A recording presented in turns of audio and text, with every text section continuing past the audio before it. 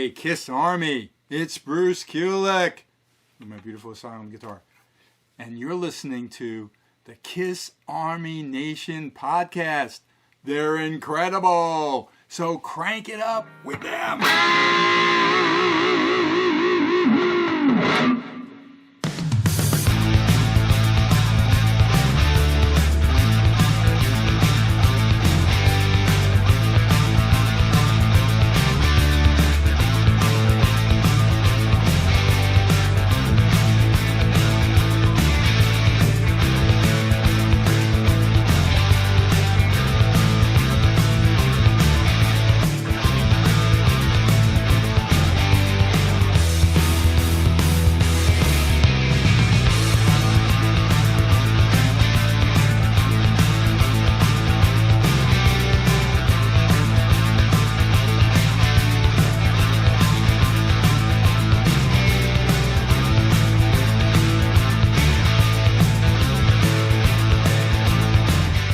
Hello, my friends, and welcome to episode 55 of the Kiss Army Nation podcast. I'm your host, Pasquale Veri. Now, today is a very special episode for three reasons. First, we are joined by our beautiful guest host, Rolla Brown. Welcome back, Rolla. Hi, it's nice to be here. The second reason this show is so special is because your host, my dear friend, Claudio Spera, will be talking to us all the way from Buenos Aires about his recent Kiss concert experience there. My friend, it's so good to see you again.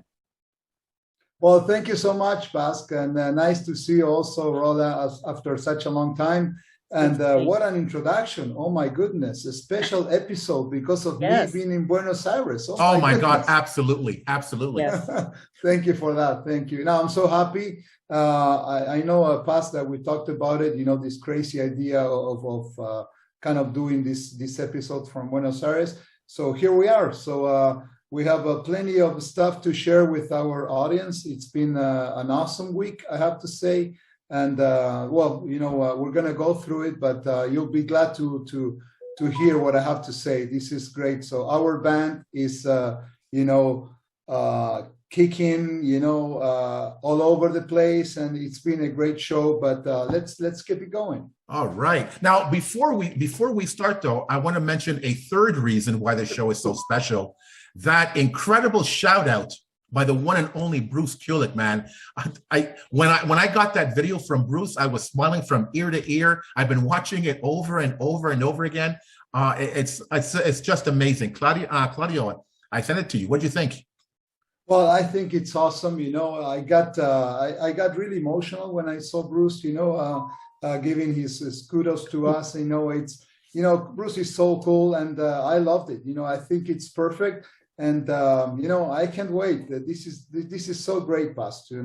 Thanks for making it happen. This is great. Absolutely. Raul, I sent it to you as well. What did you think? I thought it was amazing. We were just talking about the point he gives. I think it's great. I think it's great. Yeah. He's an awesome guy. No, for our listeners who don't know, you can go on cameo.com and request a favorite celebrity to send out a shout out to either you, to a friend, or a family member. And as of now, I believe you could find Bruce Kulick on Cameo, and you could find Tommy Thayer as well. So it's from what you saw from the shout out, it is so worth it, and it's so much fun. And I'm looking forward to including it on this episode. It's going to be cool. It's going to be really cool. It's going to be so cool. So let's talk about Buenos Aires. Rolla, get us started. Yeah, Claudio Pass tells me that this trip, besides Kiss, had a lot of significance for you. Can you tell us why it's so special? Well, for those of you who don't know my history, it all started back in 1979. I was born here in Buenos Aires. Originally from an Italian family. As you might know, there were a lot of Italians coming to Argentina in the 30s and 40s. So that's why I happened to was born here and to be born here. And my history started in 1979, which was great. It was the dynasty and masked, era. And I didn't have the chance to see Kiss till 94. Because, as you know, they were not coming. So they only came to Brazil in 83. but they didn't make it all the way down to Argentina. So 94, as we all know, different lineup, no makeup, but it was so special. People here were waiting for them with so much, hope. There was a big follow-up for Kiss at that time. Then the reunion tour, and the subsequent shows. And I felt like when it was the end of the road, when they announced the end of the road, and I said, well, I only hope that they're going to include South America. And reason being, I wanted to kind of give it a nice closure to my history with the band. Even though, I enjoy so much, seeing the band in the US, in Canada, and other countries. But to me, it was like a full circle. Okay, so I wanted to see the band where it all started. For me, it started here. And also another significance was that I wanted to see the show with my son. Okay, so I've seen the show with the full family, my wife, my daughter, my son, in Canada many times, and we had a blast. It's always great, to see the band no matter where they play. But I wanted my son to experience the cultural shock of seeing a band in Argentina, and what better than Kiss, which is the biggest show on earth, and that was really special. And also, seeing the band with my longtime friends and family. We went as a group, and we all enjoyed the show as something really unique. So that's why it was so special to me. I couldn't imagine myself being in Canada at the same time that the band was playing in Buenos Aires. I thought to myself, I have to be there, and I was fortunate enough, with some of my my best friends here.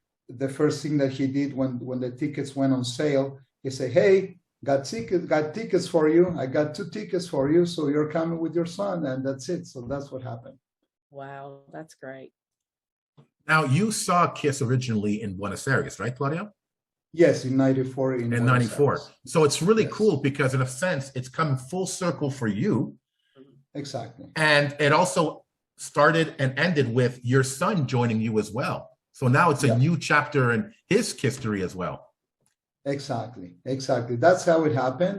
And in 94, at that time, you might remember that was the Kiss My Ass tour. Yeah. So they played a big soccer stadium. And then 2 days later, they play a small venue, let's say maybe 1,500 people. So that second show, which is well known in the bootleg community, it was so special for the band that they flew back to the US after the show on Monday in this small venue, and then they came back the following week and they played 3 more shows in that small venue again. So in 2 weeks, we were able to see Kiss 5 times. Wow. So that tells you how the band was connected to the audience. I remember I gave it to you, Pascal. There was I think it was a CD or something where basically it happened the same thing that happened on the 23rd of April now, that the band can't even say anything in between songs because, the crowd is so crazy. They're going Paul, Gene, Eric, Tommy, and all kinds of different songs, and which are basically soccer, chants that everybody sings, but with other words. And so full circle, as you say, my friend. I was basically experiencing the show through my son's eyes. I was basically watching him sometimes instead of watching the show, and it was unbelievable. I'm telling you, it was unbelievable. And we passed the torch, to our family, and it was great. Everything turned out great. It could have been, in countries like Argentina and South America. Sometimes there's a lot of unpredictable things that can happen. And in this special show, everything was perfect. It's from the moment we got into the venue till the moment we walked out. It was top notch. It was 10 out of 10. Yeah, I was talking to Rolla before the show, and I love when the crowd sings along with the solos of the songs. Yeah, especially with yeah. Detroit Rock City. It's so amazing to listen to. Just the crowd is part of the show and just enhances the show. It's really something else to see. It is, and you guys, you've seen, plenty of shows, and now you can tell when they play Detroit Rock City. Sometimes Paul and Gene, when it comes to the solo, they go, waiting for the people to sing, and that started in Buenos Aires. I can tell you, in '94, it started here, so that was unbelievable. That's where I think I first heard it. Yeah, exactly. Yeah, I love it. Yeah. So Claudio, I remember when you first arrived in Buenos Aires, like maybe it was a couple of days. I saw a video of I think you might have been in a restaurant, a cafe or something. A guy came in and singing, and felt like such an amazing community spirit thing happening there, which tells me something about the amazing culture of Argentina. Outside of KISS, can you tell us some of your highlights from this trip? Well, obviously, visiting family, all of my family, relatives, cousins, nieces, everybody is still living in Argentina. So visiting them was also great. Getting around the main landmarks of the city was also fantastic because, when we left Canada, my son, he was only 2. And we came back a couple of times, but he couldn't remember, the main things. And I wanted him to absorb, the culture, the roots. Of course, we're so well adapted in Canada. We're so happy. It's our home. But it's always good to know where you come from, right? And sometimes, we talk at home. Argentina this, Argentina that, Buenos Aires this, Buenos Aires that. So it was the perfect time to show him around. And we also went to see, our favorite soccer team. Soccer is big here in Argentina and in most of South America, as you know. So we had the chance to go and see two games. And it was another out of this world experience. And also meeting KISS fans from the rest of South America. As you know, we have a follow-up with the KISS Army Nation podcast, and there are many people coming from, Peru, Bolivia, Chile, and because everybody knew that it was the last time that the band was going to go down to that part of the world.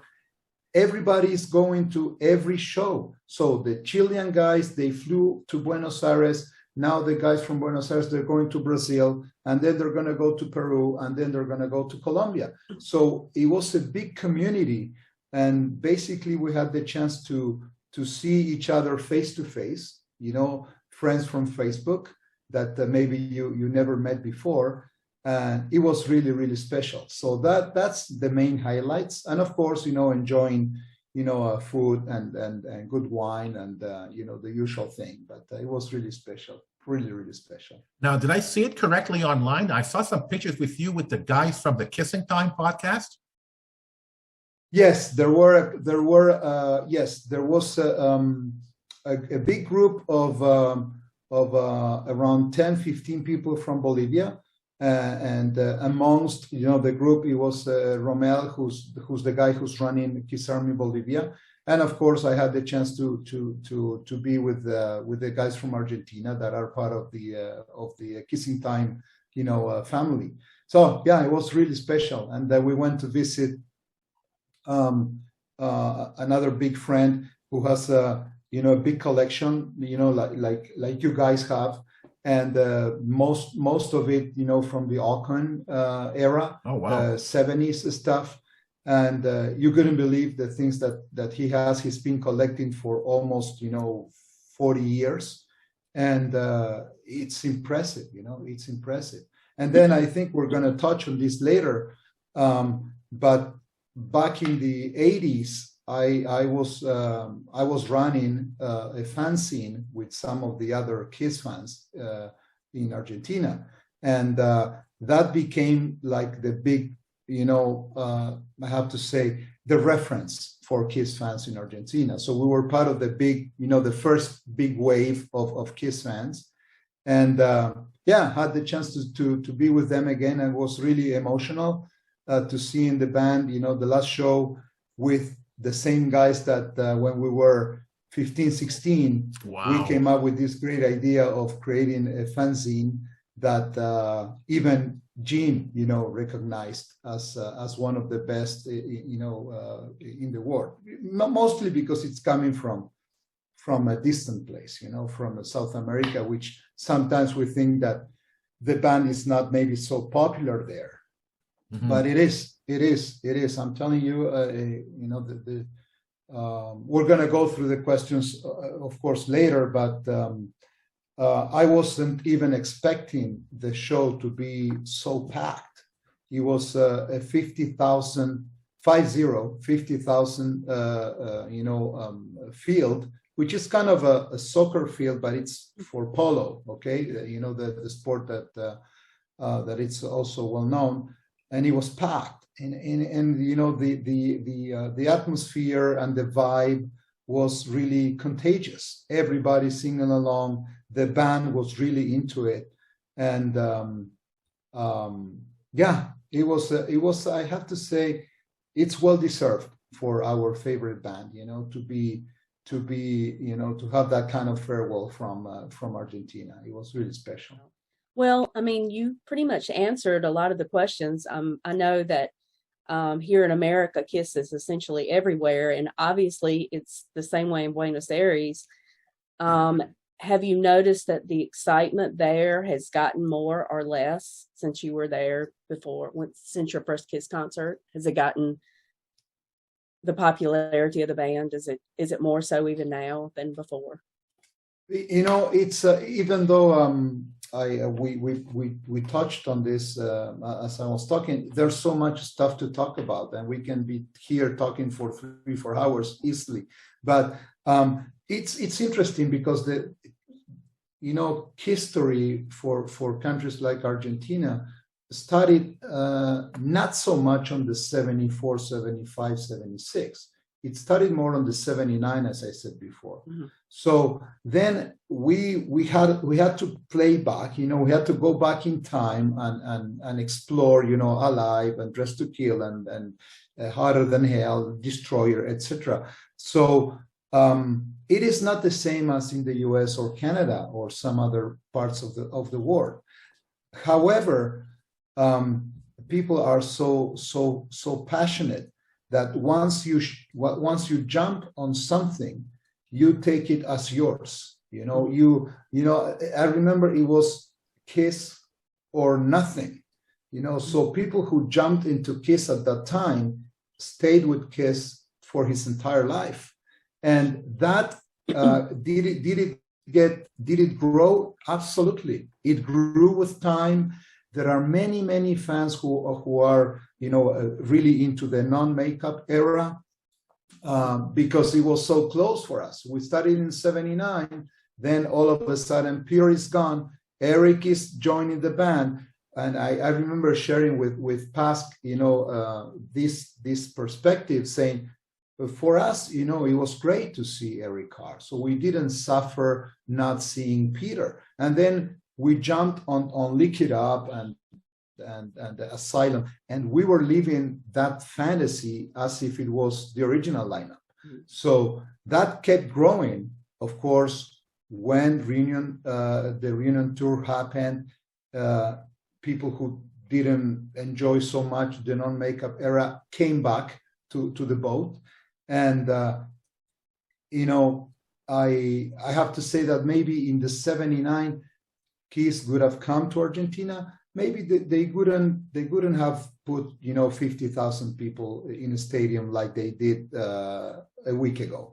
So it grew exponentially because it's passing to, to the family. There were families, entire families in makeup. As we see in many parts of the world. This is not only, special for Argentina, but being so far away, you tend to think, well, maybe there's some fans, but not everybody is into it. But there's a special connection between KISS and the Argentinian fans, and some other fans from South America, because we all live, the passion in the same way. So you want to be part of the band. So it's like, Paul is your dad, Gene is your uncle, that kind of stuff. Yeah. But it got really, really better. The popularity grew exponentially. Well, like Rolla was saying, in North America, KISS is everywhere. So I don't know if this is possible, but maybe it's a little oversaturated. But it's not in South America, right? So whenever you get a dose of KISS in South America, it reaches a fevered pitch because fans just lose their minds. And with, like you said, with each passing year, it just gets more and more popular because, unlike us, they can't get enough of KISS because they don't get as much exposure to KISS as we do. Absolutely. And not only, being able to see the band live, but also having access to merch, which is, for us, it's like, food. You kind of connect to the band through items, and the few items that made it to Argentina, of course, they were shared, amongst the KISS fans. So if I remember getting stuff in the 80s and calling my friends to come to my place, and we were all, watching the stuff and listening to this and listening to that, or that special magazine, and that creates a special bond, between the fans. Absolutely. That's a perfect segue because I want to talk a bit about merch. I've always wanted to travel abroad, not to see Europe and South America. Okay, I would. I know. But obviously, but you know what I'm about to say, right? It's to get that international KISS item, Yes. So, just traveling to the States as often as I do, I always happen to find something KISS related. And that's just going to the States. I could imagine South America. So tell us a little bit about some of the stuff that maybe you've seen in terms of KISS merch out in the wild in Buenos Aires. Look, some of the most, wanted items are vinyls. And I know that you're a big fan of vinyls. Yeah. So vinyls with different, covers, vinyls that in the US and the rest of the world were double. Here they were released as single, like Alive. Alive, it comes separate, with different cover. Alive 2 with different colors. Then, of course, because we didn't have access to all the stuff that was released in the US, fans started to create their own merch and their own magazines and their own, fanzines and books. And there's something I wanted to show you. I came all prepared. So remember, I told you about this fanzine that we created back in the 80s. Right. So that was called Kiss Fever. Okay. Oh, wow. So now what we did is create a book, actually putting together all the numbers, all the editions of this fanzine. And look, that's a huge book. That's awesome. It is, and this is 4 times. This is only 1/4 of the whole thing. I have 4 of this. Mike. Oh, wow. And look, this is the. I don't know if you can see that. This is the chronicle history of KISS in Argentina. And there's something I wanted to show you. In '79, they were supposed to come to Argentina and they were promoting the band. And then all of a sudden it didn't happen. But this book, which is also huge, it brings all the photos and stuff that were released in magazines and in the media, on TV, everything it's kind of captured here. Everything coming from gente. It's like the people, a people magazine, but the South American version. So, and someone had the great idea to say, okay, let's put up a book with all of that, just to consolidate the history in Argentina. So just just to show you what it is. It's really, really unique, really unique. Are those books accessible today, or is it just impossible to find? They are accessible today, and I already made agreements with my friends to get you guys books sooner than later. Oh my God! Well, I don't know where I'm going to put them in my case, because I think I'm gonna surpass the 23 kilo limit. But the size of those books, yep. We'll see. But the most important thing is that just to be able to put your hands on them and keep them, and then they will make it to the US and Canada sooner than later. So I'm working on it. Oh my God! Thank you so much, my friend. That's awesome. amazing. Thank you. Wow. That's awesome. So, Claudio, I want to talk a little bit about the show now. So, for the South American tour, at the time of this recording, KISS has already played in Chile and obviously Argentina. They're going to play Brazil, Peru, and Colombia. So, can you describe the excitement in more detail? Because we talked about it a little bit before. Describe the excitement of the fans before the show. I mean, just walking into that venue, and because I was watching the show on YouTube from Flow. And I was telling Raul, it's like it was an outdoor setting. You see the stage with the city backdrop. It looked incredible with a sea of people. And I thought this would be like maybe 15,000 people from what I originally saw of the venue. And it was like, they were saying, what, 40,000 people were there? It was like endless. 50. It was endless, and it was really, I think the fans who made the show, we would just elevate the show to another level because just of the excitement. Absolutely. And you felt it on the screen. I can imagine being there. So walk us through that a little bit. What was it like being a fan in the middle of all that? Well, look, that's the main reason why I decided to come. When Rolla was asking me why was it so special, because I thought to myself, no matter what KISS is gonna play, no matter if Paul or Tommy or Gene have a bad night or whatever, it's still gonna be amazing because the people are part of the show. And in bands like KISS and with rock and roll, the artist, when they get that kind of excitement from the audience, they get already boosted up. They give more than what they usually do. And this is, again, I hope nobody gets me wrong. It is not better or worse than seeing KISS in other places. It's different.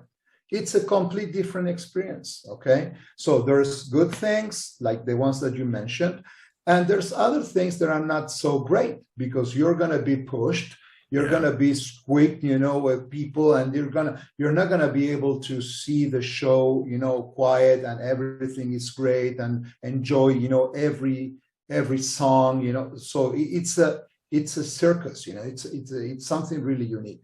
So the excitement the week before, it all started, playing KISS on the radio everywhere, fans talking to each other on Facebook and other social media, saying, okay, are you going to be dressed up like Gene, Ace, Peter, Vinny, Eric? It doesn't matter. So it was really getting ready.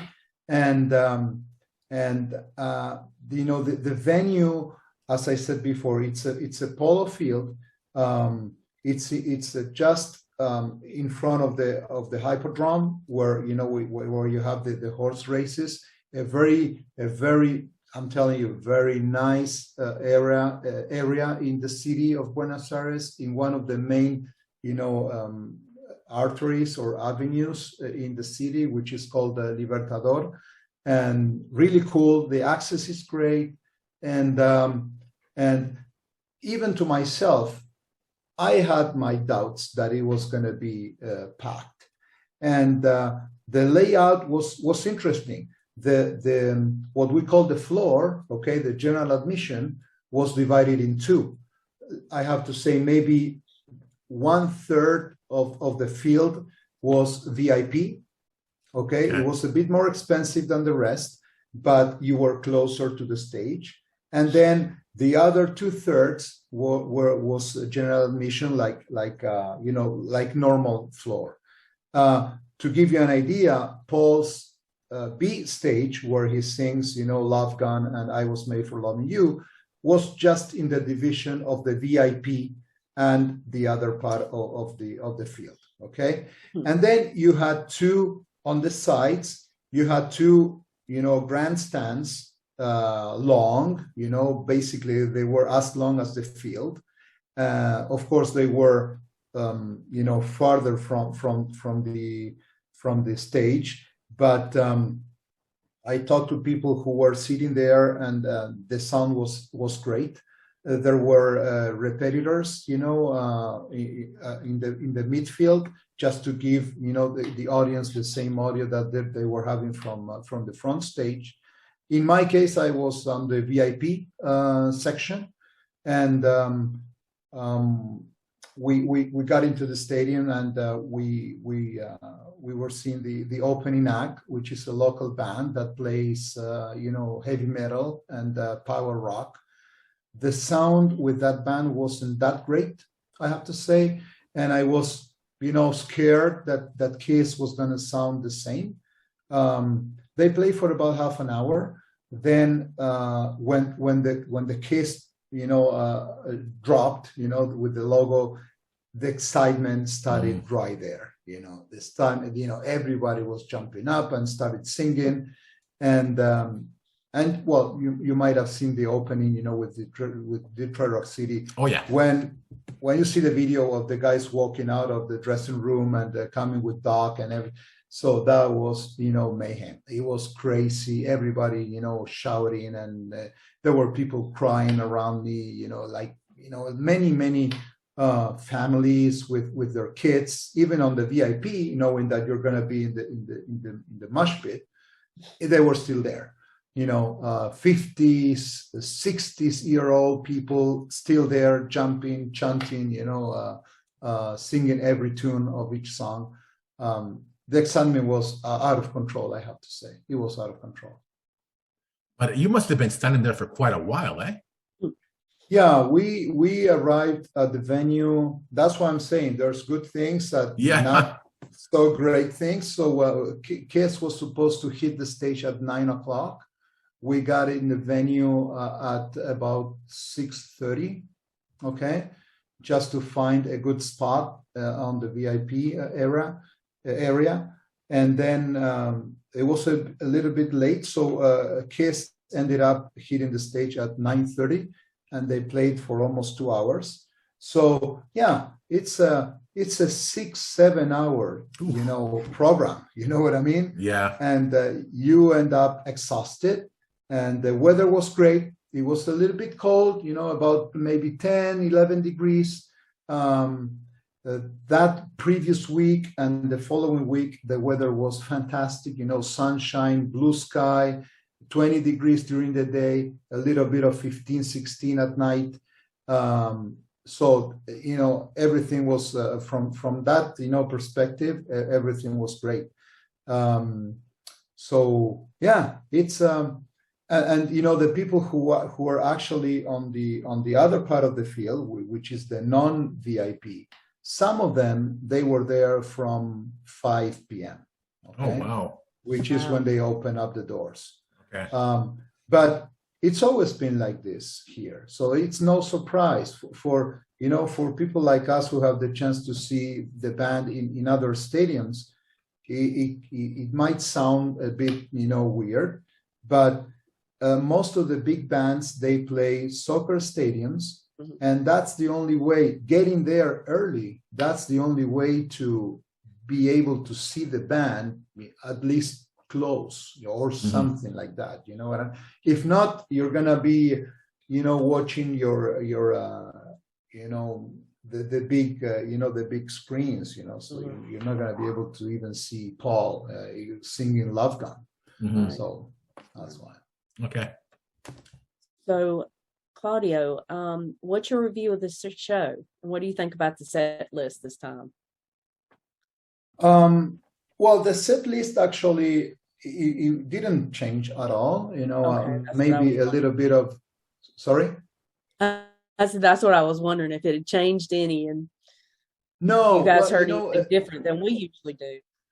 right. So that was one of the big question marks. During the previous week, people were through the radio, they were asking, for different songs to be played. Some of them, rare songs, obscure, just to see if there was a chance that the band could get the message. Hey, we want to hear, such and such song.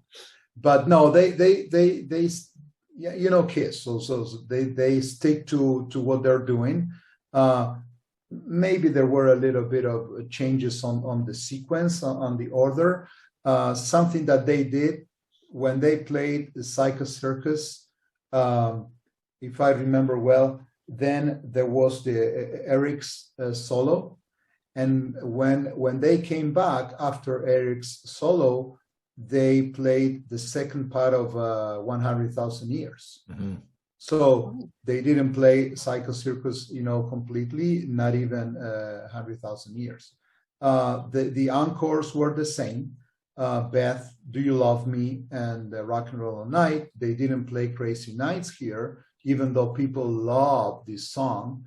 When they came in 94 and all the other times, people, they were chanting, they were saying, Crazy Nights, Crazy Nights. They wanted them to play Crazy Nights. Just to give an idea, how many people love the 80s. But no, they got stuck to the to the script.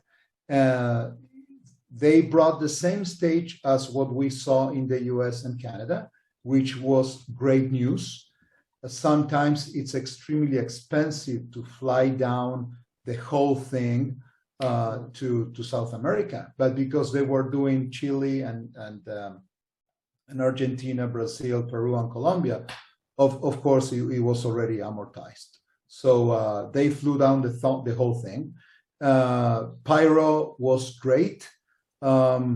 I thought it was going to be maybe more at the end after Rock and Roll All Night, because given the fact that it was an open, stadium, normally they blew up a lot of pyro from behind the stage, going to the sky.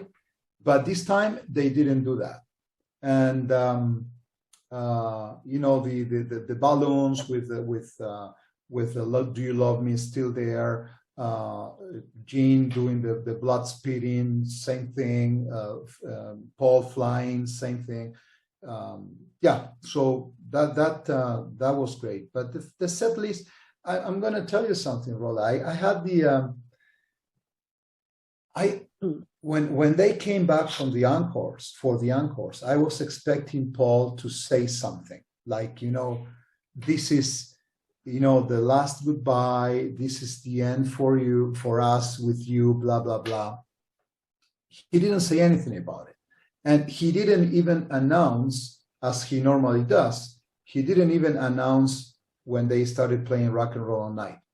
He always says, a rock and roll anthem here and there. They just, they finished playing Do You Love Me? Boom, right away, Rock and Roll All Night, confetti, breaking guitar, and then they left.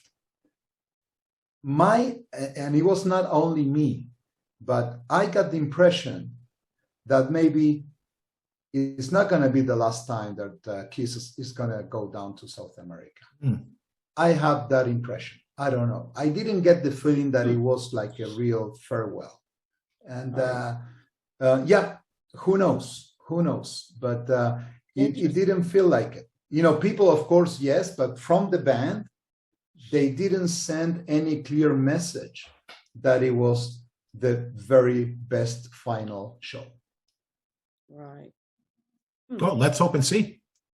Yeah. That's right. That's right. We'll see. But I have to tell you, I was sort of surprised that it even mattered what the set list was in Argentina, because I heard some fans, even on some podcasts here in North America, saying, "Oh, I hope they play new songs in South America." Well, yeah, maybe for us, because we've seen them 1,000 times here. People in South America have not. Just Kiss being there, if they play the exact same set list, who cares? My God, Kiss is in Argentina playing a show for 40,000 people. Yeah, So did it really matter to fans what they were playing? Look, as I know that, most likely it's the same in the US and in Canada. There's different kind of fans. Okay. So are those fans that, criticize everything that Kiss does? It doesn't matter if they play or do not play or the lineup and blah, blah, blah. I have to say that for the people who were there, the 50,000, it didn't matter at all. But in the previous, since Kiss announced that they were going down to South America, of course, there were many fans who decided not to go to the show because of the lineup, because Ace is not longer there, or Peter is no longer there, or because, the set list hasn't changed. But I'm telling you, for those ones who decided to be there, every single one of those 50,000 people, they had a blast. And they were not expecting any other song than the ones that they played. So it was perfect. Okay. It was perfect. Now, you were telling us about your son earlier and experiencing the whole concert through his eyes. Yeah. What were his impressions of the whole experience? Well, he said that now it's going to be really hard for me to go and see another band in another part of the world, That's what he said. And it's not only because of Kiss, because he likes other bands, but you are part of the show. When you are there, that's the main difference. You are part of the show. You're not seeing an artist, how well he plays or how he moves, which is great, because you doing that, you have the chance to really enjoy what the artists do. In this case, in shows in South America, you are part of the show. So if you don't jump, if you don't sing, if you don't, go crazy in some part of the set list, it's like you didn't enjoy it, So it's and I was hesitant, because he spent most of his life in Canada, and of course he's more Canadian than Argentinian for sure. And I was wondering, how is he going to react? And he was jumping like crazy with me, and singing along, and of course trying to keep his place, pushing the other people, because there's waves, like you're going from. Of course, you're not going to end up the show in the same place that you started the show. You might end up somewhere else. But we were together all the time, and he had a blast. He really had a blast, and he, as you said before, he never mentioned anything about a Kiss not playing one song or the other. It was the whole experience, and then seeing how people were coming to kind of greet me, and because I had the chance to meet so many friends that I hadn't seen in so many years, that he thought I was a rock star. I said, no, these are just friends. These are just my friends. This is the Kiss family. It's a big Kiss family, and they were coming to him and kissing him and hugging him as if they knew him. And that they never saw him. But it's family, it's part of family. Ah, the beauty of that culture, incredible.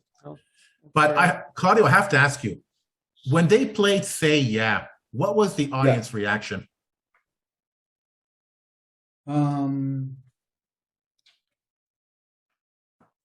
Well, most likely not the same as with other songs, if that's what you're trying to get to. It's maybe Sonic Boom and Monster, they were not very, let's say, well received for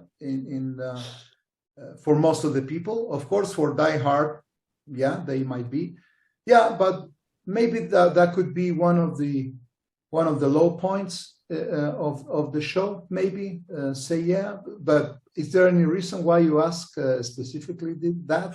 No, just because the fan reaction in North America is pretty lackluster. People just don't seem to enjoy that show, that particular song live. I thought maybe that would be different in South America. I have to say that it wasn't that different from what I've experienced in North America. Of course, people were kind of, some of them singing, but for the most part, they sometimes maybe they didn't even know the song.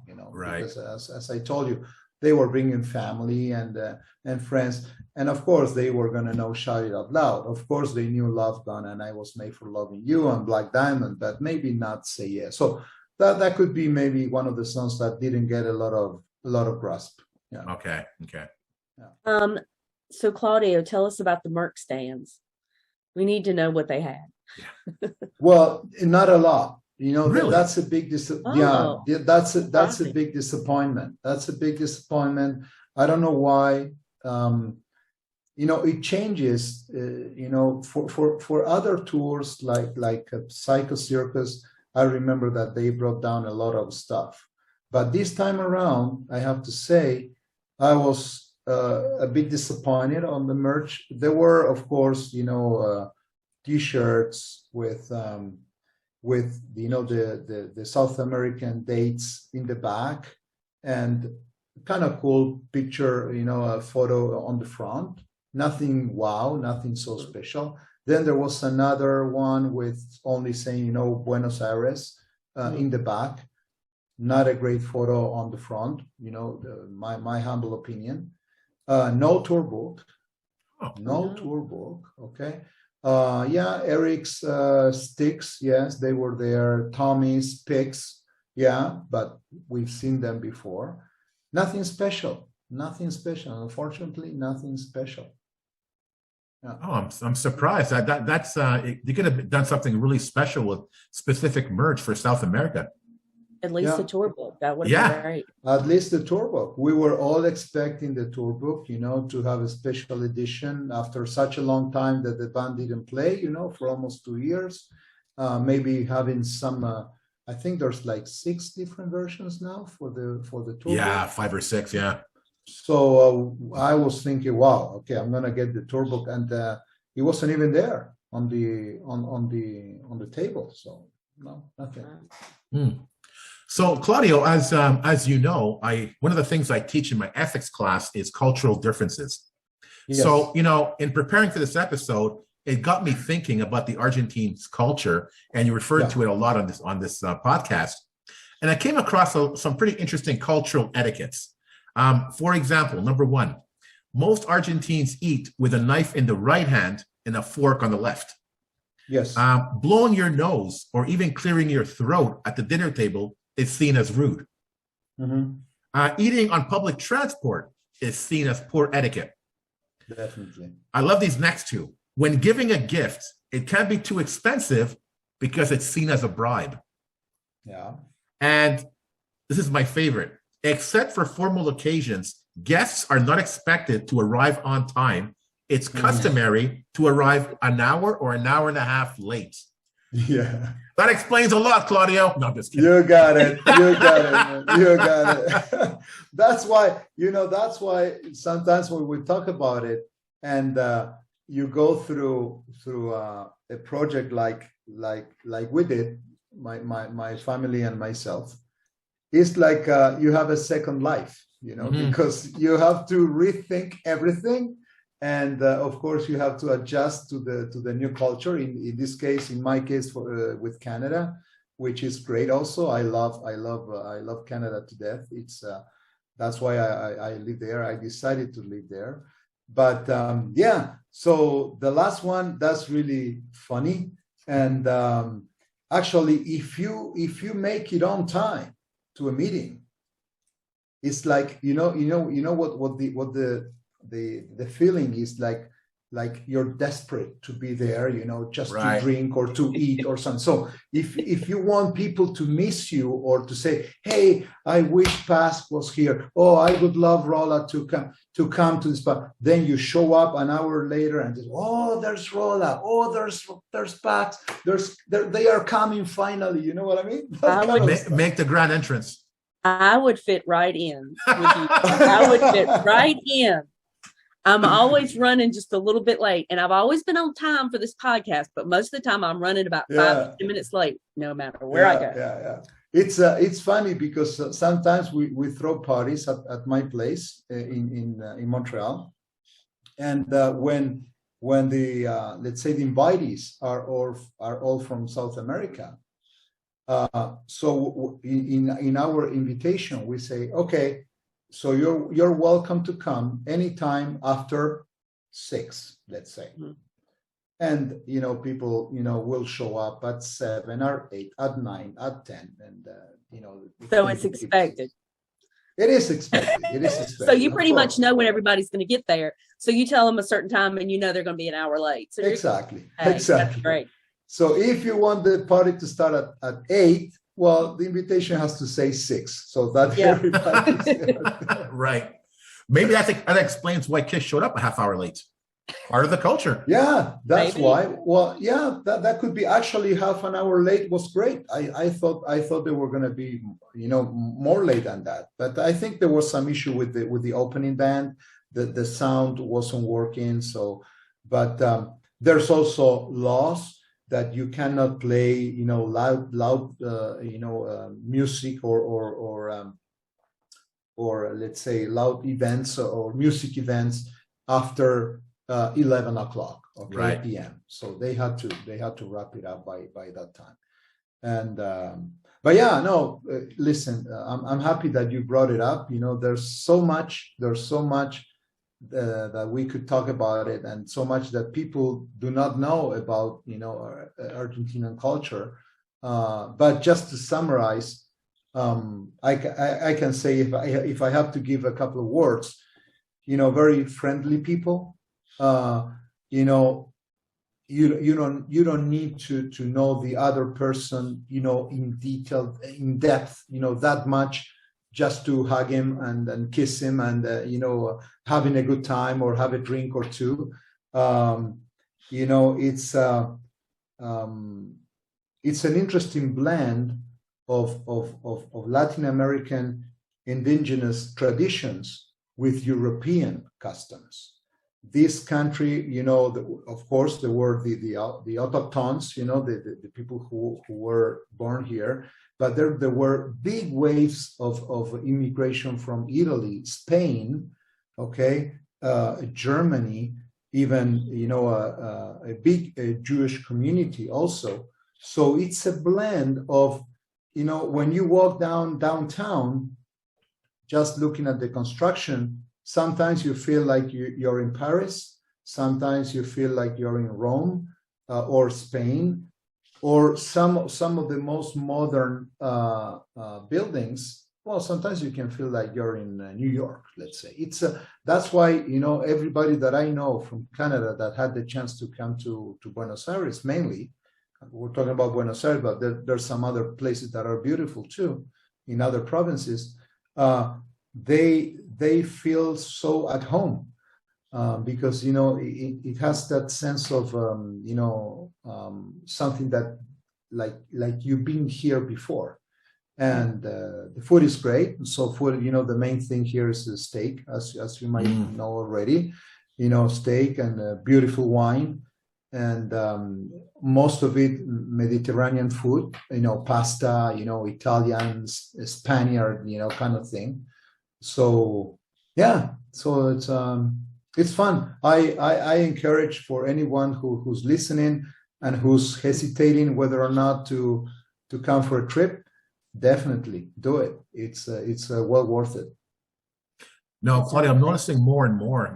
What I'm loving about this podcast in general is that a lot of our episodes, I think people learn something new, not just about Kiss, but about book writing, about art, about culture. Yeah. I think that's fantastic. And Claudio, thank you so much for taking the time out of your amazing vacation to do this podcast with us, to talk about your experiences, and to teach us a little bit about the amazing South American culture, which one day I need to absolutely visit. You should. You should. Hey, it's my pleasure. I couldn't do this anywhere else than in our Kiss Army Nation podcast.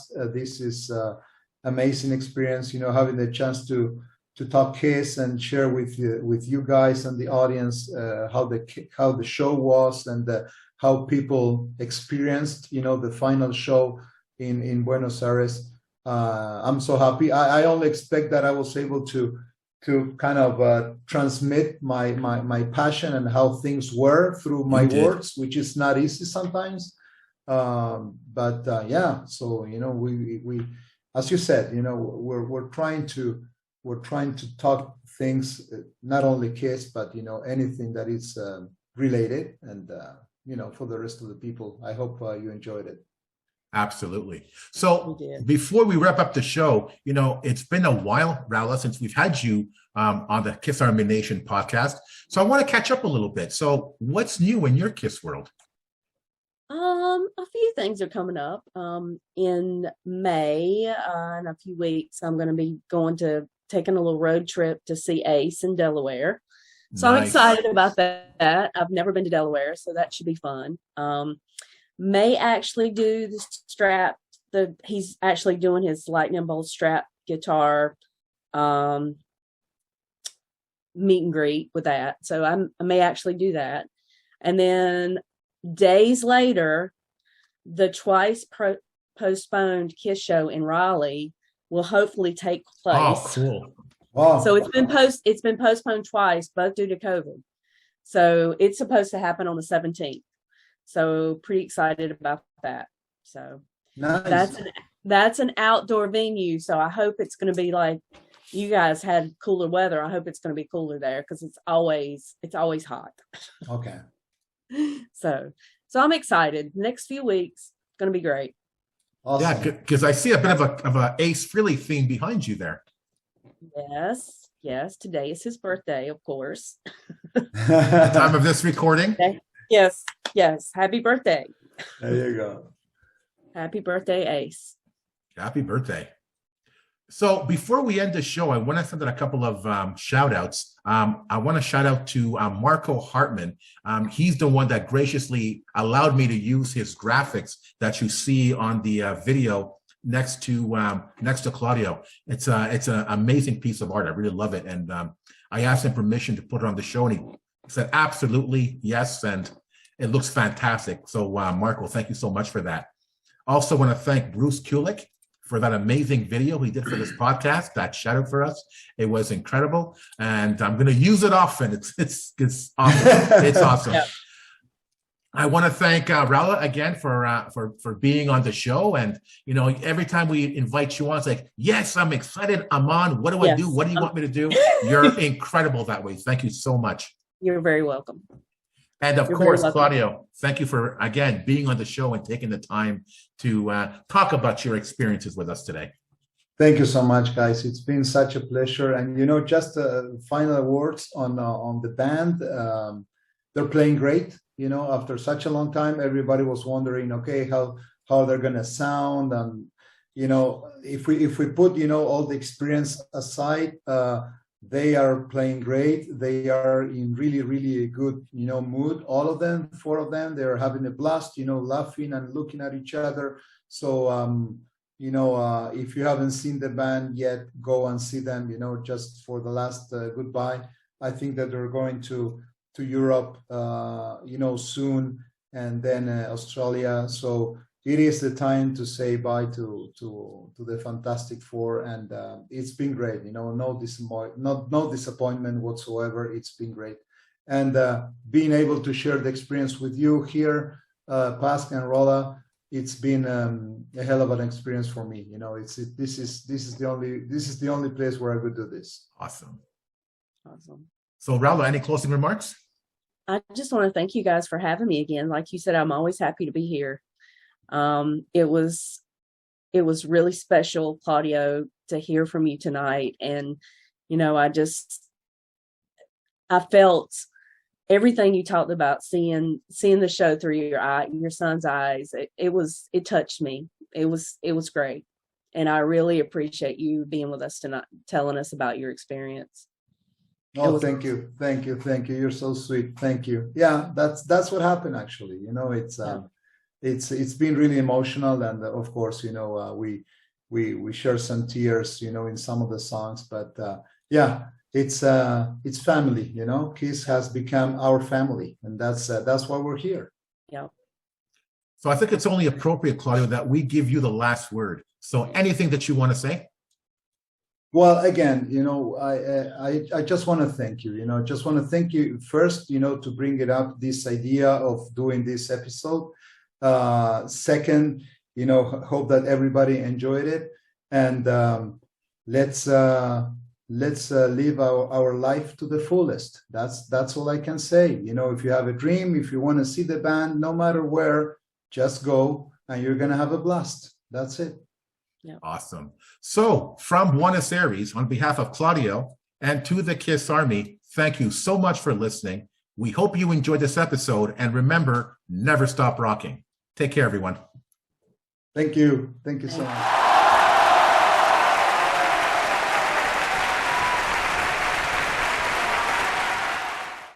If you enjoyed this episode, like and subscribe on YouTube, or follow us on Spotify, Automatic, iHeartRadio, or wherever you listen to podcasts.